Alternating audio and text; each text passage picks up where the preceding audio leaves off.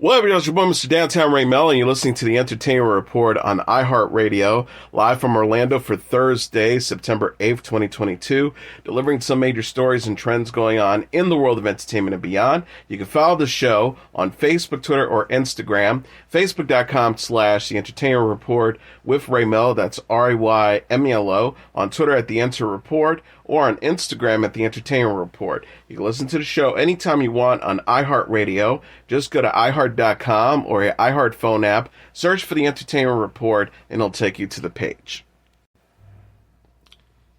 Benedict Cumberbatch and Mark Strong have joined the cast for the upcoming survival film, The End We Start From. It was reported on Wednesday. According to The Hollywood Reporter, Cumberbatch and Strong will star alongside Killing Eve's Jodie Comer in the film. The three will also serve as executive producers on the film. Among the other cast members on the project are Joel Fry, Gina McKee, Catherine Waterston, and Nina Sosanya. The End We Start From will be based on the book of the same name by Megan Hunter. According to the description of the plot, when an environmental crisis sees London submerged by floodwaters, a young family is torn apart in the chaos. As a woman and her newborn try to find their way home, the profound novelty of motherhood is brought into sharp focus in this dystopian portrayal of family survival and hope. Comer said in a statement, "My character is ordinary and extraordinary. Both her very personal life and the world around has been turned upside down, and she's dealing with the unknown at every turn. Her story is about the quiet heroics of determination, devotion, bravery, and love." The End We Start From will be directed by Mihaela Berlo, known for her role on the British supernatural drama Requiem, as well as the BBC adaptation of the historical drama The Long Song. She also garnered praise for her short film Volume, which was released soon after her film school graduation and was screened at several film festivals.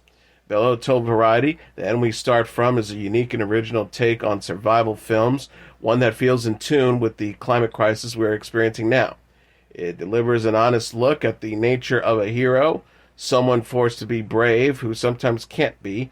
It is incredible to be working with such an extraordinary cast, bringing this human, primal, and ultimately hopeful story to life."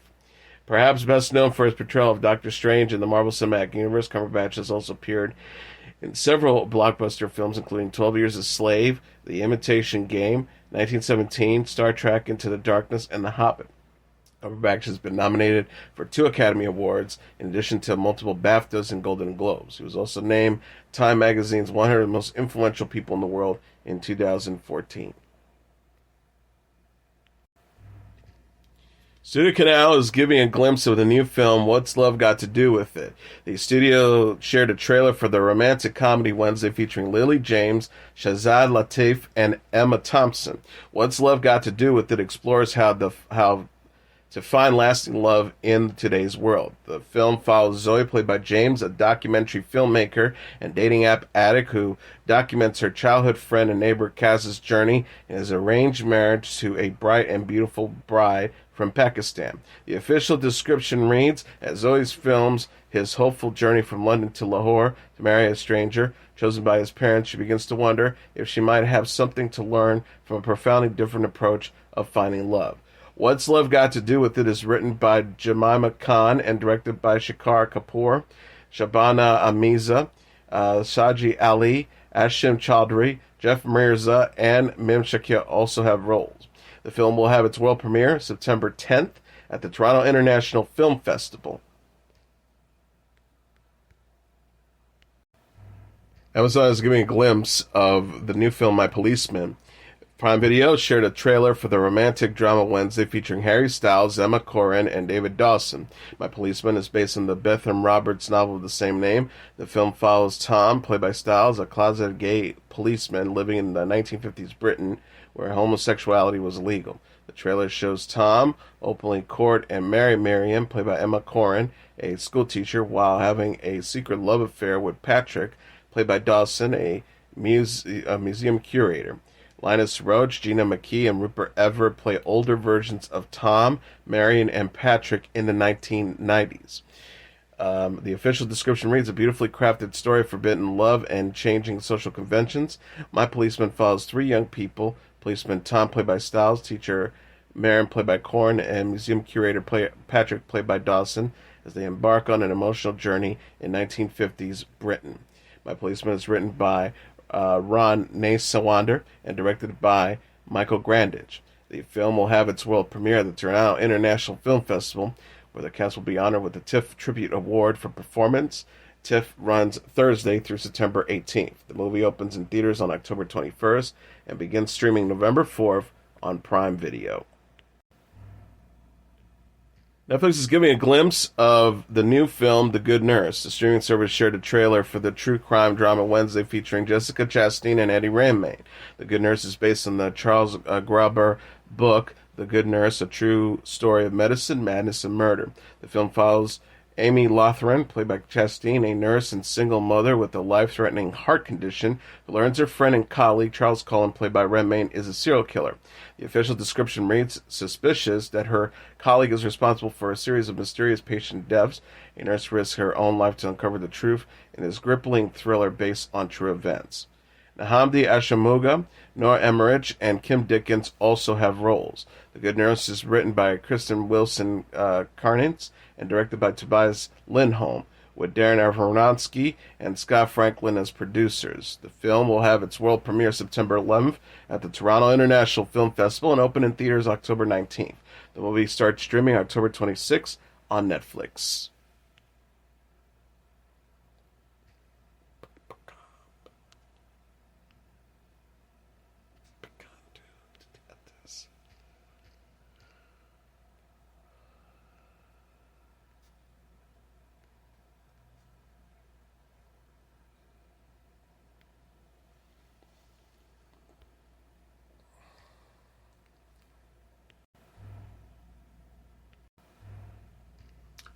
Serena Williams' final match at the U.S. Open on Friday set ratings records for ESPN, the company announced on Wednesday. The third-round match between Williams and Australia's Aja Tomljanovic averaged a total of 4.8 million viewers, making it ESPN's most-watched tennis match in the network's 43-year-old history. It surpasses ESPN's previous record, 3.9 million viewers, during the 2012 Wimbledon Men's Championship between Roger Federer and Andy Murray in ESPN's first year with exclusive coverage of the tournament. Ratings for Williams versus Tomljanovic peaked in at 6.9 million views during the final set of the nearly 3-hour match in the 10:15 p.m. quarter hour.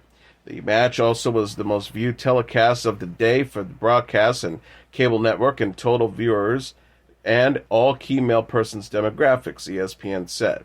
Williams' tournament run drew increased attention as the 23-time Grand Slam singles champion said that she would move on from tennis following the U.S. Open.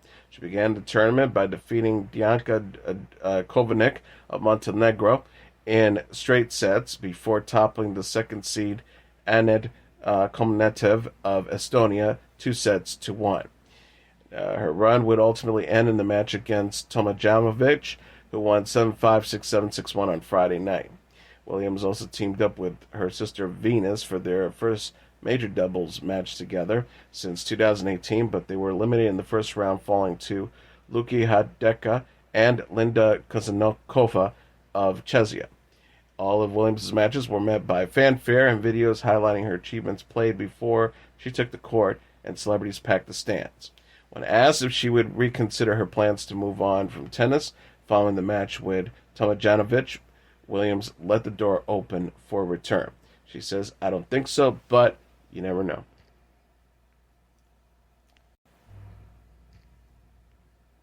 The Thomas and Friends franchise will introduce its first autistic character when Bruno the Brake Car comes chugging down the tracks on September 12th.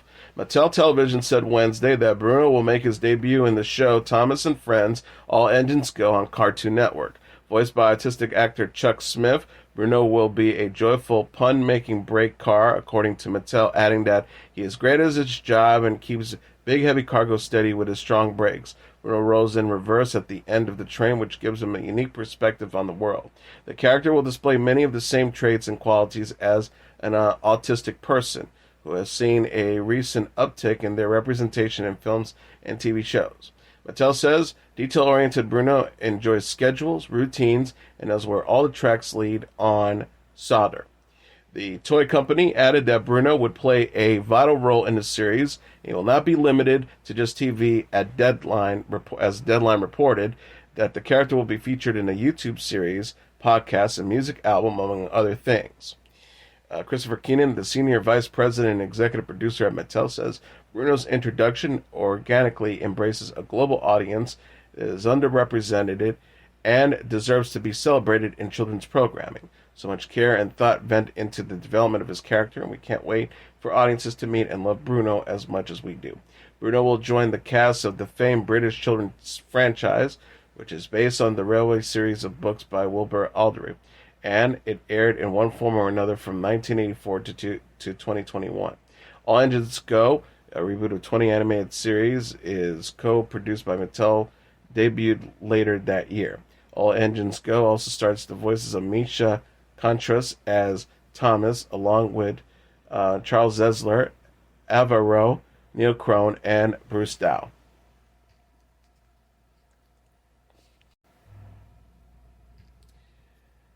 Netflix is rebooting the popular children's series Teletubbies. The streaming service said Wednesday on Twitter that the new version will premiere November 14th. The series will be narrated by Tituss Burgess, an actor known for playing Titus Andromedion on the Netflix series Unbreakable Kimmy Schmidt. The post reads, Tinky Winky, Dipsy, Lala, and Pro are back. The original Teletubbies was a British children's series that aired from 1997 to 2001 on the BBC. The first reboot broadcast from 2015 to 2018 on Nick Jr. in the United States. Netflix is also developing the new children's series Spirit Rangers, which premieres November 10th, and Princess Power, which starts streaming in 2023. Spirit Rangers follows three Chumash Colwitz siblings as they help protect the land and spirits of the national park where they live, while Princess Power is also based on the Savannah Guthrie and Alison Oppenheim book Princesses Wear Pants. In addition, new seasons of Waffle plus Mochi's Restaurant and Gabby's Dollhouse will debut in the fall. The hit medical drama New Amsterdam will get a remake in Turkey, NBC Universal said on Wednesday. The remake show will be titled Hayat Bogan, or Life is Today, and will be based on a similar premise to the original NBC series. The show will follow Dr. Barris, the newly appointed chief of medicine at one of Turkey's most famous and oldest public hospitals, as he works to reform the neglected facilities by tearing up its bureaucracy to provide exceptional care to patients using creative solutions. Haberbergen will be adapted as part of a licensing deal with NBC Universal Formats and is scheduled to air on Turkish network Show TV in 2023. An exact release date has not been announced yet. Anne Langenberg, the Senior Vice President of Format Sales and Production at NBC Universal, told The Hollywood Reporter, "We are very excited to partner with O3 Media to produce the first international adaptation of New Amsterdam. Together with David Schuntner, we will bring Hayat Bogan to life in a way that connects with Turkish audiences and celebrates local culture and honors what makes the original so special." The Stars is being produced by Turkish studio 03 Media, in addition to Universal International Studios, with the original show creator David Schuntner set to be a consultant. Schuntner says, "I couldn't be more happier to work with 03 Media and the talented team behind Hayat Bogan. They have taken the hard-earned optimism of New Amsterdam and made it their own. Turkish audiences are in for a real treat." The cast will be led by Ulsa Tuna Astep, who will take on the role of Dr. Barris. He will be joined by Haza Ikerlu, Tanzel Onganel, Hande Daryomir, Mert Dezemen, and Surf Errol. All of the roles are based on characters found in the original series. The original New Amsterdam, which premiered in 2018, was based on the memoir 12 Patients, Life and Death at Bellevue Hospital by Dr. Eric Mannheimer, which chronicled his career as the hospital's medical doctor and director. The most recent season, premiered in 2021, starred Ryan Edgold, Freema Agaman, Janet Montgomery, Jocko Sims, and Tyler Labine. The show's fifth and final season is set to premiere on September 20th. The company that operates Regal cinemas throughout the United States has filed for bankruptcy, blaming low admissions and delayed film schedules on the COVID-19 pandemic. Cineworld Group, the world's second largest movie theater chain, announced Wednesday it has commenced Chapter 11 cases in the U.S. bankruptcy court for the Southern District of Texas to shed company debt. The London-based company owns more than 500 Regal movie theaters in the United States, in addition to Cineworld and Picture House venues in Britain. Cineworld's Chapter 11 filing will, quote, strengthen its balance sheet and provide the financial strength and flexibility to accelerate and capitalize on Cineworld's strategy in the cinema industry. The company said Cineworld continues to anticipate emerging from Chapter 11 during the first quarter of 2023 and is confident that a comprehensive financial restructuring is in the best interest of the group and its stakeholders taken as a whole in the long term. The COVID-19 pandemic forced theaters around the world to close and cost Cineworld $2.7 billion in 2020 and $566 million in 2021, the company said. In October, Cineworld closed hundreds of its Cineworld, Regal, and Picture House movie theaters in the United States and Britain. While movie theaters' attendance rebounded early this summer with hits like Top Gun Maverick and Jurassic Park Dominion, admission levels dropped again in August, with few new releases and many features going straight to streaming. In August, the debt-laden Cineworld warned its admissions levels and had dropped below expectations. Mookie Gredinger, the Cineworld's CEO, said in a statement, the pandemic was an incredibly difficult time for our business, with the enforced closure of cinemas and huge disruptions to film schedules has led us to this point.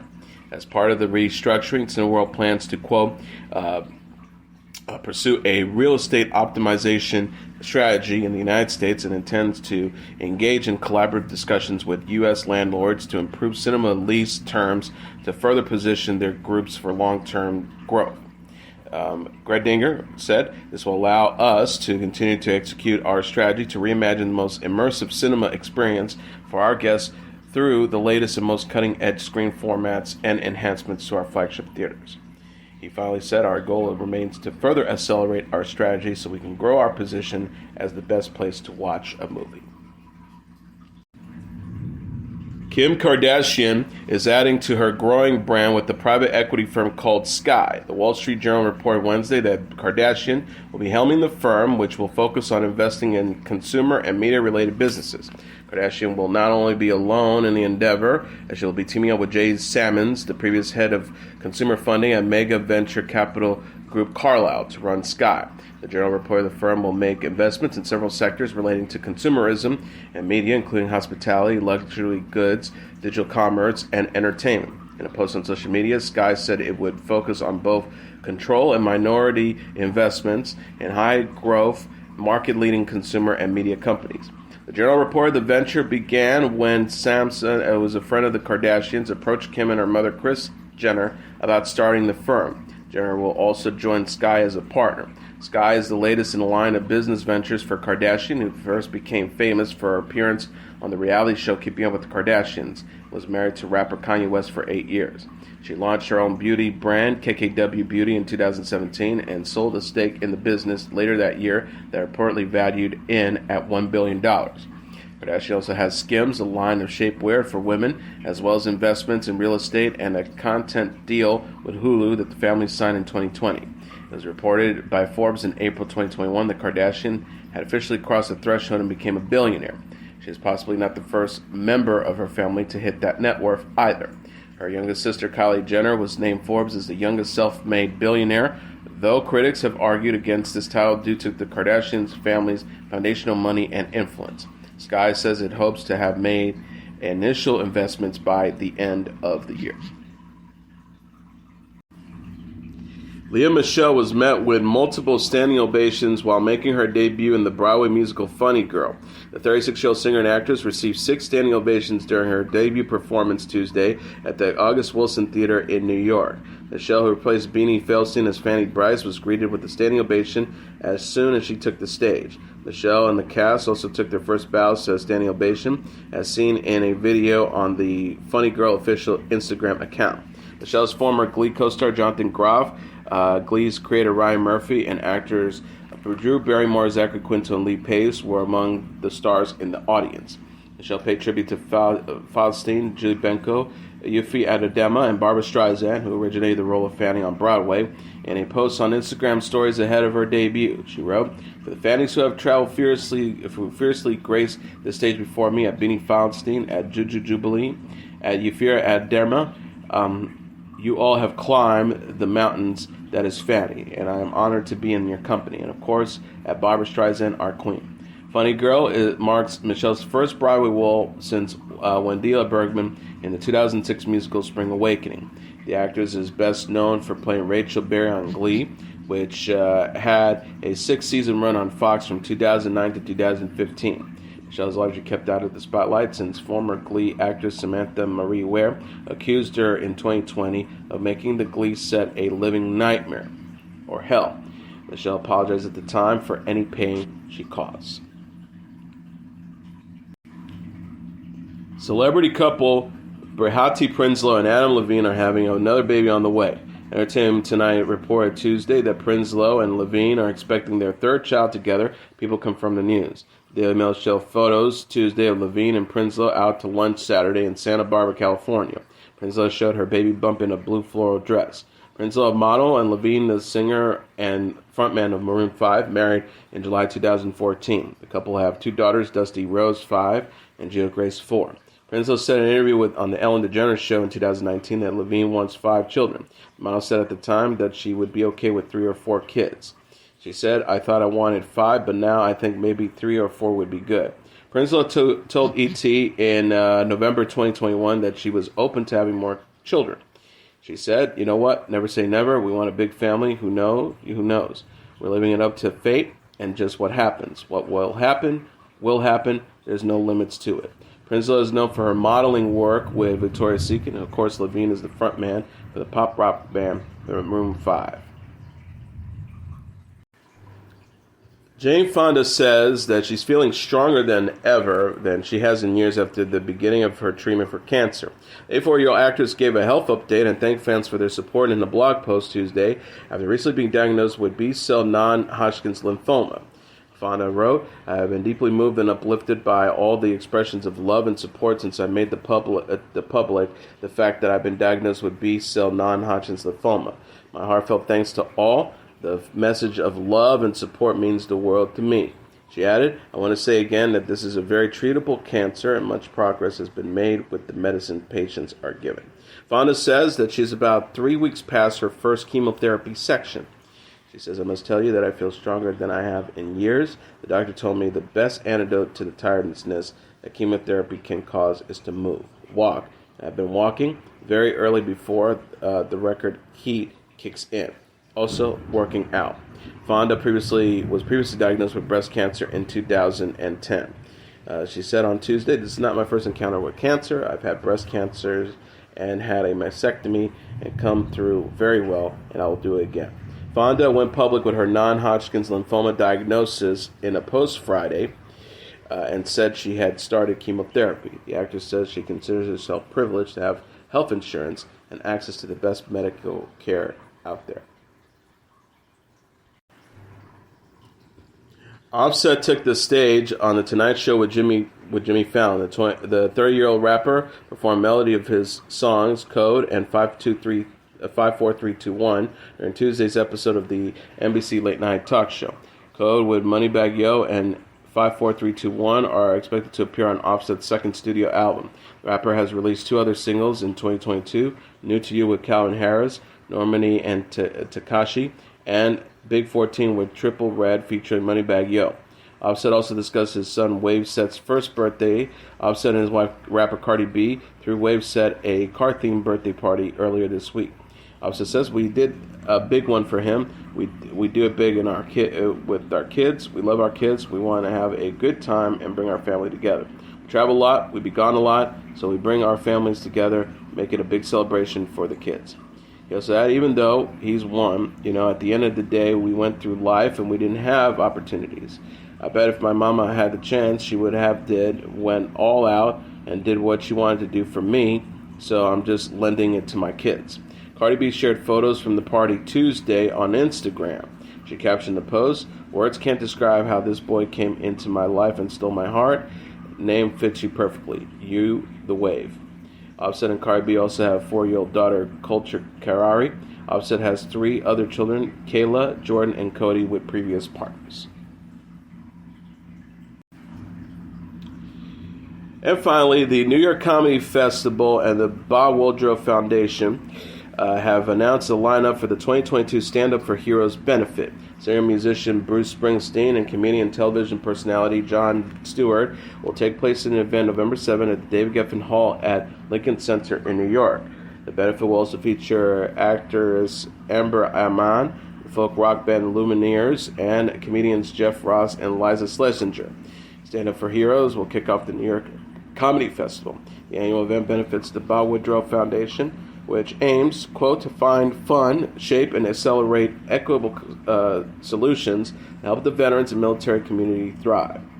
Bob Woodrow said in a statement, after an incredible in-person return last year, we are thrilled to welcome everyone back for another night of laughter, healing, and appreciation of our nation's heroic veterans, some of the funniest comedians and most talented musicians on the planet. Stand Up for Heroes celebrates our veterans, military, and their family, highlighting their remarkable stories of resilience and service. The New York Comedy Festival will run from November 7th to the 13th this year. And as your entertainment report for Thursday, September 8th, 2022, I'm your host, Mr. Downtown Melo. I'll be back tomorrow to deliver some major stories and trends going on in the world of entertainment and beyond. You can follow the show on Facebook, Twitter, or Instagram. Facebook.com/The Entertainment Report with Ray Melo. That's RAYMELO. On Twitter at The Enter Report, or on Instagram at The Entertainment Report. You can listen to this episode or any previous episodes of The Entertainment Report anytime you want on iHeartRadio. Just go to iHeart.com or your iHeart phone app. Search for The Entertainment Report, and it'll take you to the page. Good night, and God bless you all.